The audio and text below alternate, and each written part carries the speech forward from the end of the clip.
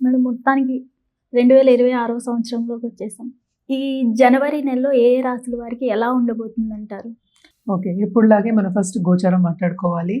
So, గోచార రీత్యానే మనం ఎప్పుడు రాశి ఫలితాలనేది చెప్పుకోవడం అనేది జరుగుతుంది. అంటే ఏంటి? గోచారం అంటే ప్లానెట్స్ తిరుగుతూనే ఉంటాయి. 12 రాశులు తిరుగుతాయి. 9 ప్లానెట్స్ మనకు తెలుసు. సో, కొంతవరకు ఏంటంటే కొన్ని రాశుల వారికి బావుంటుంది. కొన్ని రాశుల వారికి అంత బావుండదు.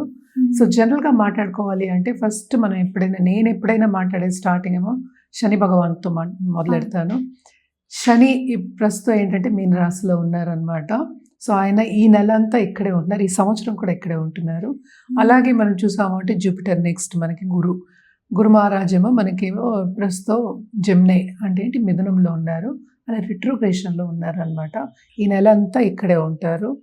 తర్వాత మనకి మోస్ట్ ఇంపార్టెంట్ మనం చెప్పుకోవాలి అంటే కనుక సూర్య భగవానుడు సంక్రమణ జరగబోతోంది. అది జనవరి 14కి ఎక్కడ మకరానికి. సో, మకర సంక్రాంతి అనేది మనకి స్టార్ట్. అంటే సంక్రాంతి నుంచి మనకి స్టార్ట్ అయినప్పుడు ఉత్తరాయణం అనేది స్టార్ట్ అవుతుంది. సో, ఇప్పుడు దీని తర్వాత మనకి ముహూర్తాలు ఉంటే మనకి తెలుసు.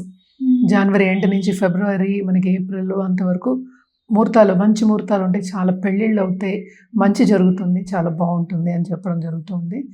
అదొకటి కాకుండా మనం మాట్లాడవలసింది మార్స్ అంటే కుజుడేమో ప్రస్తుతం మనకి ధనుర్లో ఉన్నారు. మనం మాట్లాడుకున్నాం కూటమి జరుగుతోంది అని చెప్పేసి ధనుర్లో.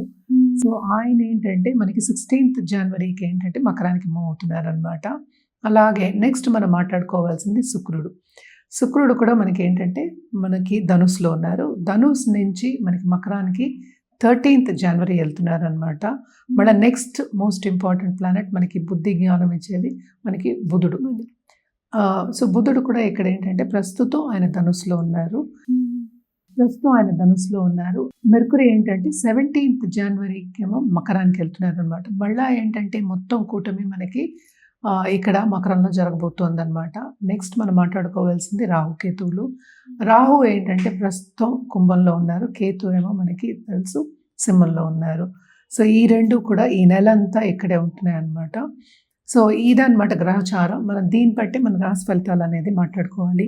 ఎప్పటికైనా సరే జనరల్గా మనం ఈ నెల ఏం చేయాలి అంటే కనుక సూర్య భగవాన్ని రోజు అర్ఘ్యం ఇవ్వడం కానీ, అలాగే ఏంటంటే కాసేపు ఎండలో వెళ్ళి స్పెండ్ చేయడం కానీ చాలా మంచిది. అన్ని రాసుల వారు జనరల్గా మనం చెప్తాం హెల్త్కి మంచిది. అలాగే అర్ఘ్యం ఇచ్చినప్పుడు ఏంటంటే చాలా ఒంటికి కూడా మంచిది. అర్ఘ్యం ఇస్తాం కదా నీళ్ళు, ఆ నీళ్ళు కూడా తాగుతారు.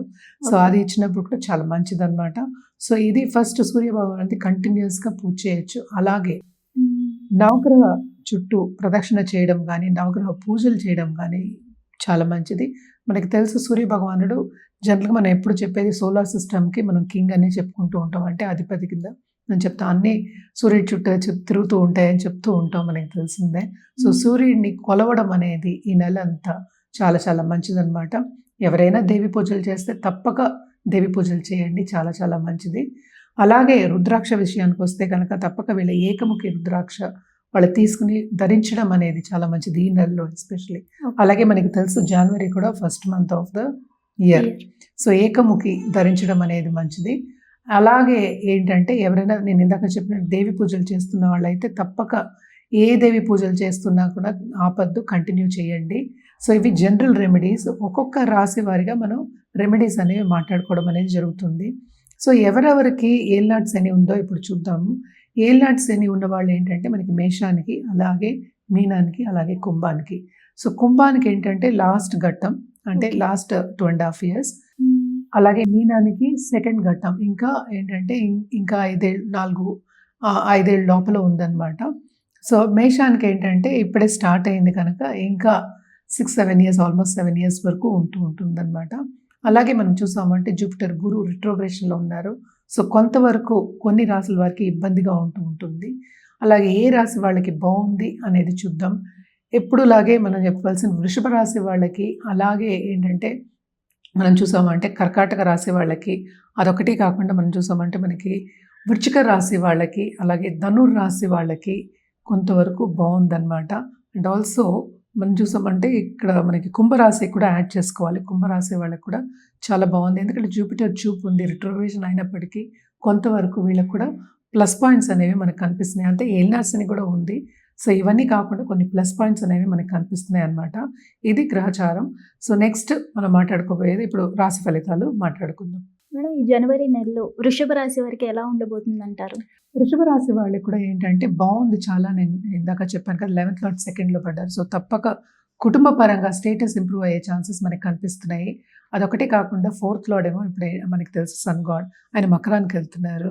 ఆయనేమో 9th వెళ్తున్నారు అనమాట. అంటే 9th హౌస్కి వెళ్తున్నారు. సో తప్పక వీళ్ళకి చాలా బాగుంటుందనే చెప్పాలి. అండ్ ఆల్సో పార్ట్నర్షిప్ బిజినెస్లో ఉన్న వాళ్ళకి బ్రహ్మాండంగా ఉంటుంది. ఎందుకంటే Okay. మార్స్ కూడా వెళ్తున్నారు. అంటే కూటమి జరగబోతోంది 9th హౌస్లో. తప్పక వీళ్ళకి బిజినెస్ విస్తరిస్తుంది, వాళ్ళు చేసే పని విస్తరిస్తుంది. కెరియర్లో ఏంటంటే అడ్వాన్స్మెంట్స్ అనేవి మనకు కనిపిస్తున్నాయి. అదొకటి కాకుండా కంఫర్ట్ లెవెల్ కూడా చాలా పెరగాలన్నమాట. Okay. అండ్ ఎస్పెషలీ గవర్నమెంట్ రంగంలో ఉన్నవాళ్ళు, అలాగే గవర్నమెంట్ ఉద్యోగులు మనం చెప్పాలి అంటే వాళ్ళందరికీ చాలా బాగుంటుంది. అదొకటి కాకుండా ఫుడ్ రంగంలో ఉన్నవాళ్ళు అని చెప్దాం కాసేపు. అంటే ఏంటి, ఇన్నోవేషన్స్ చేసేవాళ్ళు, ఫుడ్ రంగంలో ఇన్నోవేషన్స్ చేసేవాళ్ళకి కానీ, లేకపోతే ఒక ప్రోడక్ట్ చేసి అమ్మే వాళ్ళకి కానీ, అలాగే మార్కెటింగ్, ఆ ప్రోడక్ట్ని మార్కెటింగ్ చేసే వాళ్ళకి చాలా బాగుంటుంది. Especially second half of this month, అంటే మనకి 13th ఆఫ్ జనవరి నుంచి నెలంతా చాలా బాగుంది. స్టార్టింగ్ అప్పుడు మాత్రం కొంతవరకు ఇబ్బందులు, అలాగే ఏంటంటే మన కెరియర్ ప్రెషర్ అందాము, లేకపోతే చేసే పని మీద ఎక్కువ ధ్యాస పెట్టి బాధ్యతలు ఎక్కువ అయ్యి చాలా ఎక్కువ ప్రెషర్ ఫీల్ అయ్యే ఛాన్సెస్ మనకు కనిపిస్తున్నాయి అన్నమాట. కొంతవరకు హెల్త్ అనేది చూసుకుంటూ ఉండాలి, జాగ్రత్త పడాలి. ఎస్పెషలీ లెగ్ ఏక్స్ కానీ, కాళ్ళ నొప్పులు రావడం కానీ, కీళ్ళ నొప్పులు రావడం కానీ, ఏదైనా జారి పడకుండా కొంచెం జాగ్రత్త పడడం అనేది వీళ్ళకి చాలా మంచిదన్నమాట. అలాగే నిరుద్యోగులకి తప్పక ఉద్యోగ అవకాశం వస్తుంది. అలాగే లేకపోతే వాళ్ళకి కొత్త బిజినెసెస్లు పెట్టే ఛాన్సెస్ కూడా వీళ్ళకి కనిపిస్తున్నాయి అన్నమాట. వీళ్ళు ఏంటంటే ఇప్పుడు దాంపత్య జీవితం అనుకుందాం, లేకపోతే కుటుంబ పరిస్థితి అనుకుందాము, చాలా బాగుంటుంది. ఈ నెల అంతా ఎంజాయ్ చేస్తారు అనే చెప్పాలన్నమాట. తప్పక రాబడి ఉంది, అలాగే ఖర్చు లేకుండా ఏదీ లేదు. సో వీళ్ళకి మితమైన ఖర్చు ఏం లేదు, శుభ ఖర్చులే మనకి ఎక్కువ కనిపిస్తున్నాయి. అలాగే వీళ్ళు కూడా తప్పక బంధుమిత్రుల కలయిక ఉంటుంది. అలాగే వెళ్ళి కలుసుకుని రావడం కానీ, లేకపోతే ఫంక్షన్స్లో కలుసుకుని రావడం కానీ, ఇలాంటివన్నీ ఎంజాయ్మెంట్కి నేను చెప్పేది, వెళ్ళి రావడం అనేది మనకి ఎక్కువ కనిపిస్తుంది అనమాట. తప్పక ఇది ఒక ఎంజాయబుల్ మంత్ కింద వీళ్ళకి తీసుకోవచ్చు మనం, అంటే వృషభ రాశి వాళ్ళకి. మరి వీళ్ళు ఎలాంటి పరిహారాలు చేస్తే ఇంకా బాగుంటుందంటారు మేడం? వీళ్ళు తప్పక ఏంటంటే ఈ రాశికి అధిపతి మనకి తెలుసు శుక్రుడు అయ్యారు. శుక్రాచార్య ఏమో మనకి 9th హౌస్లో ఉన్నారు. సో సన్తో పాటే ఉన్నారు ఆయన కూడాను. సో ఈ నెల అంతాను అంటే కింద ఇప్పుడు ధనుస్సులోనూ ఉన్నారు, అలాగే ఏంటంటే మనకి మకరంలోనూ కూడా అలాగే ఉన్నారు. సో తప్పక వీళ్ళు ఏంటంటే ఫస్ట్ సన్ గాడ్కి ప్రే చేయడం అనేది మంచిది. అంటే ఏంటి, మనకి సూర్య భగవాన్ని నిత్యం పూజ చేయండి. నేను ఇందాక నుంచి అదే చెప్తున్నాను, నిత్యం పూజ చేయండి, చాలా చాలా మంచిది. అండ్ ఆల్సో దాంతోపాటు లక్ష్మీ పూజలు చేయడం అనేది చాలా మంచిది. అంటే ఫ్రైడే ఎస్పెషలీ రెడ్ తామర పూలతోటి పూజ చేయండి, ఇంకా మంచిది అనమాట.